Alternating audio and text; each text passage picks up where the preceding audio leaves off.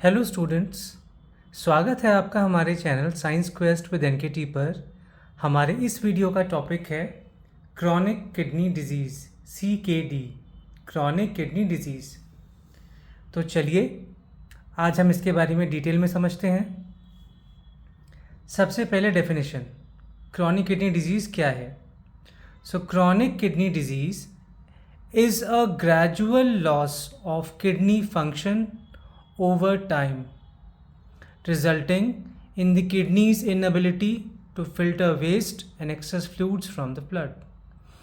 Chronic kidney disease एक kidney के जो नॉर्मल फंक्शन है उसका ग्रेजुअल लॉस, धीरे धीरे जब किडनी के फंक्शंस का लॉस होने लग जाए। किडनी का मेन फंक्शन क्या है? किडनी का हमारे मेन फंक्शन है ब्लड को फिल्टर करना और बॉडी से जो हमारे एक्सेस अमाउंट ऑफ फ्लूइड है उसको प्लस वेस्ट को निकालना। So gradual loss of kidney functions over time, धीरे धीरे किडनी का फंक्शन अगर ख़राब होने लग जाए, which results in the kidney's inability to filter waste, जिससे कि हमारी किडनी जो है उसका मेन फंक्शन छोड़ के यानी कि वो वेस्ट को फिल्टर करना बंद कर देगा ब्लड से और एक्सेस फ्लूइड को भी। तो दो चीज़ें यानी कि वेस्ट और एक्सेस फ्लूइड हमारे ब्लड से फिल्टर आउट नहीं हो पाएंगे अगर CKD कंडीशन बॉडी में बन गई है तो। अब हम बात करें स्टेजेस की। क्रॉनिक किडनी डिजीज़ में टोटल 5 स्टेजेस होते हैं। स्टेज नंबर 1, इसमें क्या होता है? Kidney damage with normal kidney function. इसमें किडनी डैमेज होता है with normal kidney function. Kidney normally काम करती है जैसे करती है, हल्का फुल्का किडनी में डैमेज होता है।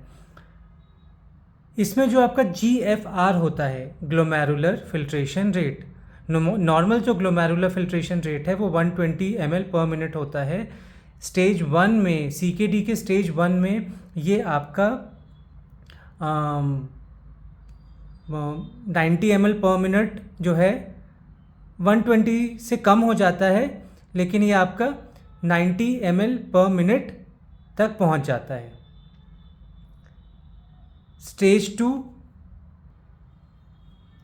स्टेज 2 में mild loss of kidney function, kidney का जो फंक्शन है उसमें माइल्ड लॉस देखने को मिलता है।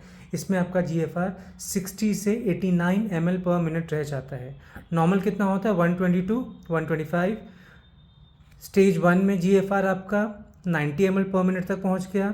स्टेज 2 में GFR 60 to 89 ml पर मिनट तक पहुंच गया। अब हम चलते हैं स्टेज 3 की बात करते हैं। इसमें moderate loss of kidney function देखने को मिलता है, मतलब एक विजिबल किडनी फंक्शन हमें देखने को मिलता है। इसमें जो GFR है, ग्लोमेरुलर फिल्ट्रेशन रेट, वो होता है आपका 30 से 59 ml पर मिनट, 30 to 59 ml पर minute. Stage 4, severe loss of kidney function. Stage 4 तक आते आते किडनी फंक्शन बहुत ही ज़्यादा इम्पेयर्ड हो जाता है, बहुत ही ज़्यादा नुकसान हो जाता है किडनी को। यहाँ पे आपका GFR 15 to 29 ml पर मिनट तक पहुँच जाता है। ये कितना कम हो गया? नॉर्मल आपका 120 से 125 ml पर मिनट है और यहाँ पे आपका GFR जो है वो 15 से 29 ml पर मिनट तक पहुँच गया। बात करें अगर हम स्टेज 5 की, तो स्टेज 5 में एंड स्टेज रिनल डिजीज़, ये आपका एंड स्टेज है रिनल डिजीज़ का। Renal means kidney, requiring dialysis और किडनी ट्रांसप्लांट।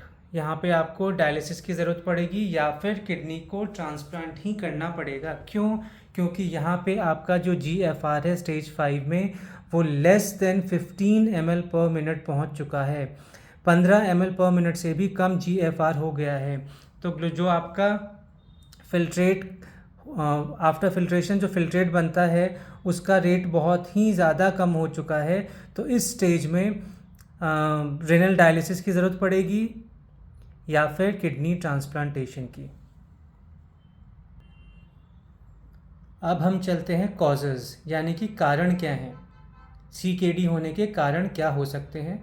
सबसे पहले तो आजकल की जो नॉर्मल लाइफस्टाइल है, जो हमारी डेली लाइफस्टाइल है, उसी में इतने ज़्यादा फ्लॉज हैं, इतनी ज़्यादा कमियां हैं कि वो नॉर्मली जो हमारे आजकल बीमारियां हैं वो सब नॉर्मल हो गई हैं बिल्कुल। तो चलिए हम कॉजेज़ की तरफ चलते हैं। सबसे पहला हमारा कॉज है diabetes, then high blood pressure. Diabetes and high blood pressure damages the small blood vessels in the kidneys that filter waste from the blood. अगर डायबिटीज़ है तो या फिर हाई ब्लड प्रेशर है तो जो ब्लड वेसल्स किडनी में blood को फिल्टर कर नेफ्रॉन फिल्टर करते हैं, फिर वो आपके ब्लड फिल्टर आउट होके जाते हैं ब्लड वेसल्स में, या फिर वो ब्लड वेसल जो आपका ब्लड लेके आता है किडनी में फिल्टर्ड आउट होने के लिए, तो अगर उसमें हाई ब्लड प्रेशर है या पेशेंट को डायबिटीज़ है ऑलरेडी, तो आपके वो ब्लड वेसल्स डैमेज हो जाएंगे। डैमेज हो गए तो अल्टीमेटली आपका जो किडनी का फंक्शन है वही इम्पेयर्ड हो जाएगा, वही डिस्टर्ब हो जाएगा, तो सीकेडी होने के चांसेस हो जाएंगे। Next is family history.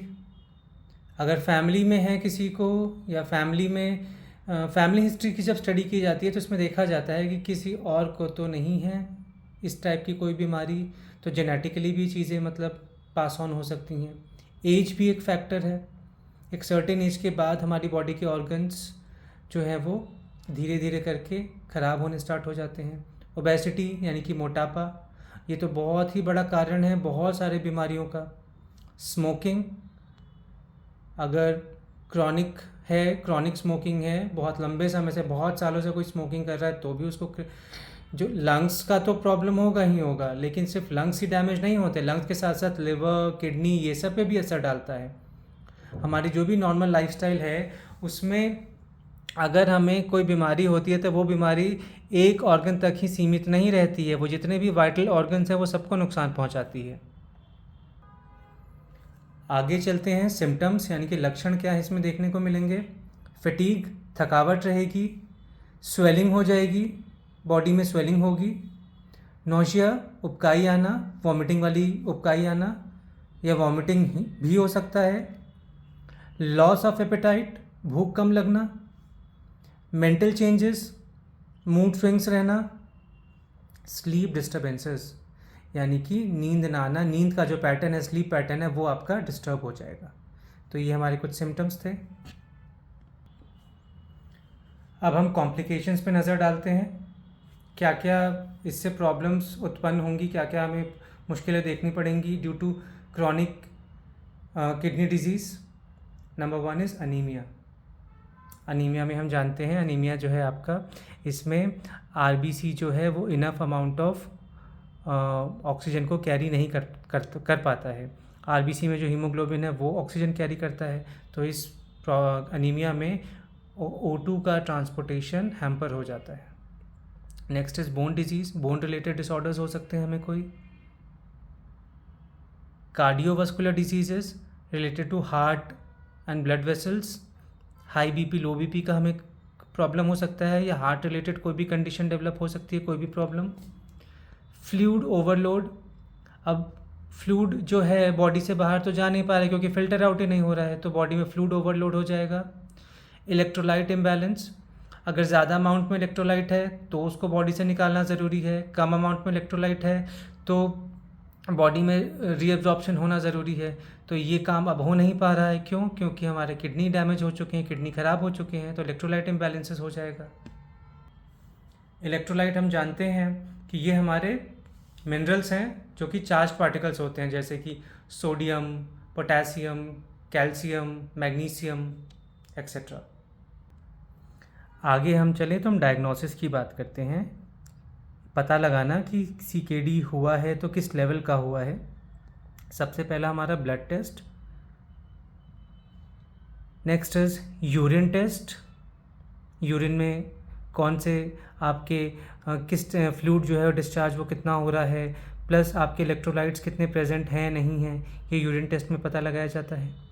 CT scan, computed tomography scan, इससे आपकी किडनी का पूरा विजुलाइजेशन किया जाता है। MRI, मैग्नेटिक रेजोनेंस इमेजिंग, इससे भी आपकी किडनी का एक विजुलाइजेशन किया जाता है। किडनी बायोप्सी, किडनी का बायोप्सी किया जाएगा। तो ये हमारे कुछ डायग्नोस्टिक टेस्ट थे, blood test, urine test, CT scan, MRI, kidney biopsy. आगे बढ़ते हैं प्रिवेंशन की तरफ, कैसे रोका जा सकता है सीकेडी को। Control blood pressure, blood pressure को कंट्रोल किया जाए। मैनेज डायबिटीज़, डायबिटीज़ को नॉर्मल किया जाए। एक्सरसाइज रेगुलरली, रेगुलर एक्सरसाइज करना तो किसी भी बीमारी को कंट्रोल करने के लिए सबसे अच्छा एक मंत्र है, एक की है। Avoid smoking, avoid alcohol. Smoking और एल्कोहल भी अवॉइड करेंगे अगर हम, तो हम अपनी किडनी को बचा सकते हैं। सिर्फ किडनी को ही नहीं, लिवर को, लंग्स को, अदर वाइटल ऑर्गन्स को भी। तो ये जो हमने यहाँ पे प्रिवेंशन, रोकथाम के जो हमने पॉइंट्स देखे, ये नॉर्मली बहुत सी बीमारियों में ये हैं, जैसे बीपी को कंट्रोल में रखना, डायबिटीज़ को कंट्रोल में रखना, एक्सरसाइज करना डेली, और स्मोकिंग एल्कोहल को अवॉइड करना। आगे बढ़ते हैं ट्रीटमेंट की तरफ। अगर CKD कंफर्म है तो ट्रीटमेंट क्या उसमें किया जा सकता है? लाइफस्टाइल चेंजेस किया जाए, जो भी उस पर्सन की लाइफस्टाइल है उसमें चेंजेस, उसमें पॉजिटिव सकारात्मक चेंजेस किए जाएँ, सो दैट जो ये CKD है उसकी बॉडी को ज़्यादा डैमेज ना कर सके। मेडिकेशंस, दवाइयाँ चलाई जाएँ, जो भी नेसेसरी दवाइयाँ हैं वो दी जाए पेशेंट को।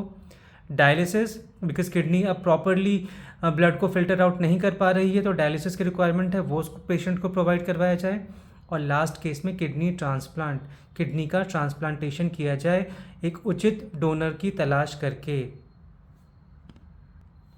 किडनी ट्रांसप्लांटेशन जो है ये लास्ट स्टेप होता है कि अब जो है डायलिसिस से भी काम नहीं बन रहा है, तो अब हमें किडनी ट्रांसप्लांटेशन ही करना पड़ेगा।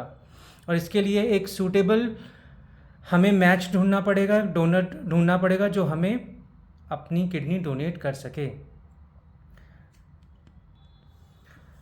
तो स्टूडेंट्स, इस वीडियो में इतना ही।